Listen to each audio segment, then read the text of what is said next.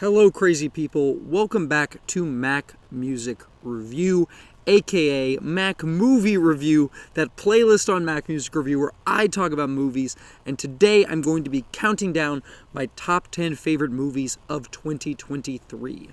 Now, as you know, it is December, Christmas is coming upon us, and I haven't seen every single movie released in the year 2023. I went to the cinemas so many times, and I saw so many movies, but there are a couple movies that just dodged me, that just kind of evaded me, that slipped past, movies that maybe I didn't make the time to see, or maybe I didn't want to spend the money to see. These are 4 movies that I missed that I will catch up on, and may have been in this list if I had watched them in time. Air, Wonka, Poor Things, and Dream Scenario. These movies look really cool. You know, you got Timothée Chalamet. Charlie and the Chocolate Factory is one of my favorite movies of all time. It's the director of Paddington. Quite a good movie, if I may say so myself. I've heard that Poor Things is an absolute masterpiece, the best Yorgos film. I've never seen a Yorgos film. I'm sure it would blow me away. It looks unbelievable visually. Dream Scenario, of course, Nicolas Cage is my favorite actor of all time. I'm extremely excited for this. I've heard so many positive things. Very excited to check this out. And I've also heard a lot of good things about Air. I think Ben Affleck is actually a really great director. I really think Argo is an incredible film, one of my favorites personally. And I am excited to see this new film by him, especially seeing how stacked the cast is. Before I hit you with the top 10, I do have a few honorable mentions, namely 3 specifically, and then kind of a more broad honorable mention. The first honorable mention that I want to shout out is Ballad of Songbirds and Snakes. I saw this movie like 2 weeks ago, and, you know, probably nearing the very end of its theatrical run. I wasn't that excited about it. I was very excited to read the book. I've heard amazing things about the book. And I was going to watch this movie, but I wasn't going to watch it like necessarily in theaters. And I'm really glad I did. It's a really great film. Really, really, honestly, super encouraging and hopeful that a blockbuster film, that a franchise film can be this good nowadays with the MCU just consistently letting us down. Very cool thing to see in theaters, and very encouraging for the future of blockbusters. I thought Boy and the Heron was really great, the latest Miyazaki film. It's not my favorite Miyazaki movie. Thought it was good. Didn't think it was amazing. Thought it was kind of confusing and weird, but you know what? It's a good movie. Beau is Afraid. Joaquin Phoenix, another one of my favorite actors. I've never seen an Ari Aster film before watching this. I had no idea what to expect. I felt like this was going to be like a really love it or really hate it type of movie based off of the discourse I saw online. And it ended up being somewhere in the middle where I actually did really like it, but I didn't love it. So, good movie. I also wanted to quickly shout out the Wes Anderson short films on Netflix. I think they're all really great and worthy of a spot on this list. Besides The Ratcatcher, I didn't like that one as much, but I think the other 3 are really fantastic, especially The Swan, which I honestly think is the best thing Wes Anderson has ever made. I'm not including it in my top 10 movies because it is a short film. It's like 20 minutes long. Anyway, and I made a video ranking the short films and going into more detail talking about them. I'll link that in the description. Anyway, let's hop into the top 10, starting with number 10. Number 10 was actually my film of the year for a good chunk of the year, and that is John Wick 4. A super early, huge highlight. Amazing film in the franchise. It's not my favorite John Wick film, but it is really unbelievable. An amazing movie to watch and to show people who like the John Wick franchise, because it is absolutely the most insane, over-the-top bonkers. Most of that in a really positive way. The insanity of this movie never took me out of it. In fact, it only got me more interested. Amazing filmmaking going on here. Amazing cinematography. Great music. Great everything. Donnie Yen brings so much to the table. It's a really awesome movie. Priscilla blew me away. Priscilla knocked my socks off. I went into this kind of excited because I know Sofia Coppola is a good director, despite the only film I've seen by her being The Bling Ring. I saw the positive reviews, and I just thought the trailer was really great and really interesting. I like A24. That's cringe to say, but I get excited when I see the A24 logo because I usually know that they're going to do something special. And they definitely did for this. It is a totally captivating, really just I mean, I guess that's the best word, just captivating. It just draws you in a really kind of crazy way, and it doesn't really let you go until the film is over. It's really something special and something you should check out. Yeah, my number 8 is something that I have been dying to rewatch, but I really, really don't want to rewatch at the same time. I know that Sound of Freedom is a good movie, but I don't know how good it would be on a rewatch, because the first time you watch it, it really is just an overwhelming experience. It is a lot. It's a lot emotionally. It's a lot mentally. It's a very draining film, but it was one that really kind of broke me down. And it did make me cry. I saw this in the theater, completely packed theater. I'm glad this movie did so well financially. I have done my research into the background of the guy and all that, and I don't think, I don't know if I agree with everything, and I don't think it makes the movie necessarily, I think it's a good movie, and that's all that really is important at the end of the day, and a very powerful film also. Past Lives, another film that was very high on my list the first time I watched it. I rewatched it, I think I liked it a little bit less, hence it being number 7 on this list. Still a really great movie, had a great time with it, I think it's amazing. Really beautiful love story, maybe a very cynical story on rewatch, but an incredible film nonetheless. Number 6 is going to be way too low for a lot of people, but I don't think this is his best movie. I wouldn't put this in his top 5 if I'm being real.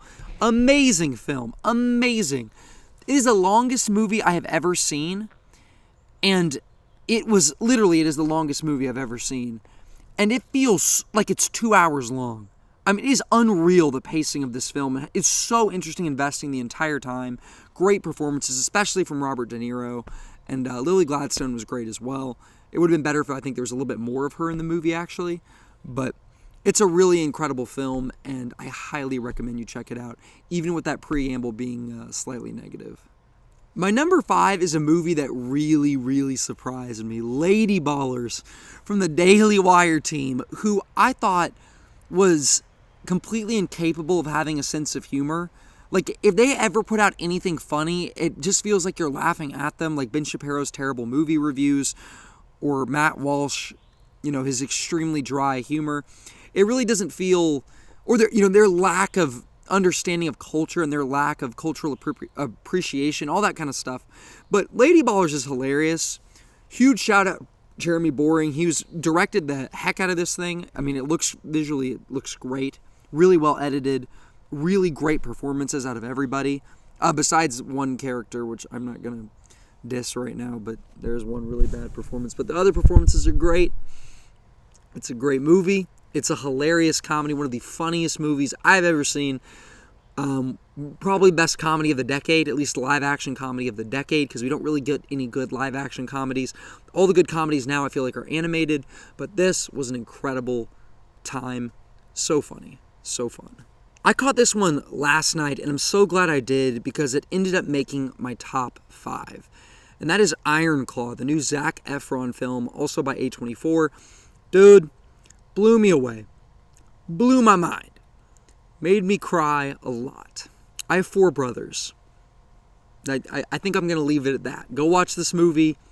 It's something else. My number 3 is a movie that I will say will go down in the history books. To me, so far, out of all the animated movies I've seen, this is the most ambitious animated movie ever made. So many art styles, all blending together in the most beautiful way possible, a lot of times in the funniest way possible. It's just eye candy, and it's really unbelievable how this even exists. Like, I love animation, I love great animation, and this is just something that I didn't even know was possible. And I think the story is really good too. That is the weaker aspect of it, the fact that it is a part 1, literally my only complaint. There's just a whole lot of setup and a whole lot of exposition in this movie because it's setting up the second one. But in congruence with the sequel that will come out next year, I think this movie will be even better in retrospect. And it already is an absolutely incredible film. I'm going to be honest. First time I saw this movie, number 1 movie of the year. Better than my actual number 1. I said, you know what? There's 2 movies about nuclear dread and the horrors of war, and the better one is Godzilla. That's what I said when I watched it, and then I rewatched it in theaters. I saw this movie twice in theaters, almost back to back, and the second time, I had issues with the pacing, and I had issues with a lot of really convenient and, kind of crowd-pleasy moments in the third act. They're all in the third act, and it was just kind of sat with me kind of strange. And then once again, some of the pacing, but it's a really unbelievably amazing movie. Like, it's incredible. Like, the hype is all real. There is so much hype for this movie online.